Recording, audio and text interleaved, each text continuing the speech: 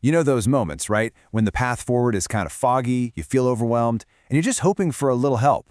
Maybe a sign that you're going the right way. Well, today, we're going to explore a really interesting perspective on that exact feeling. And it all starts by recognizing just how normal that is. Yeah, this quote it gets right to the heart of it, doesn't it? It's something we all go through. It doesn't matter if you're making a huge life decision or just having a tough day. That little hope for some support from somewhere else, that's a feeling that connects all of us. It's this shared human thing. Okay, but the material we're digging into today, it doesn't just leave us there in that feeling of hope. Nope. It actually uses that as a launchpad to ask a really fascinating question, one that's meant to completely shift how we look at things. I mean, really think about that for a second. What if that desire for help, what if it isn't just a one-way street?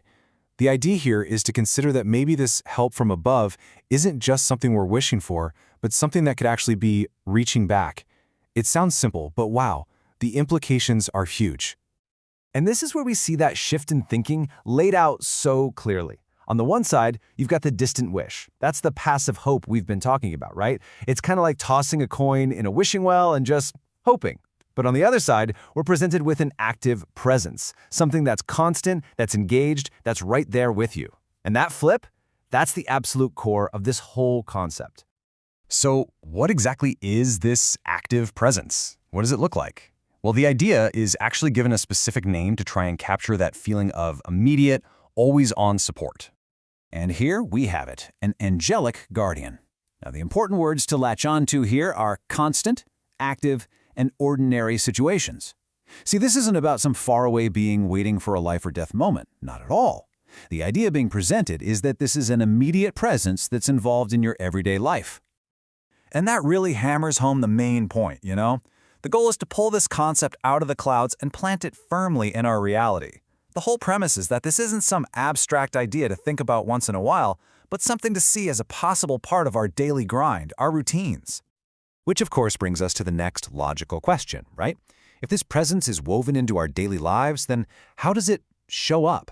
How does it actually step in during one of these ordinary moments? Well, one of the key ingredients here is surprise. This isn't about, calling for help and it just shows up on demand. It's more about learning to spot those totally unexpected moments, like a random conversation with a stranger, a sudden gut feeling, or an act of kindness that comes out of nowhere, right when you needed it most. So the process they describe is actually really simple and totally grounded in everyday stuff. So, step 1, you're in an ordinary situation. Let's say you're late for something important and you cannot find your keys anywhere. We've all been there, right?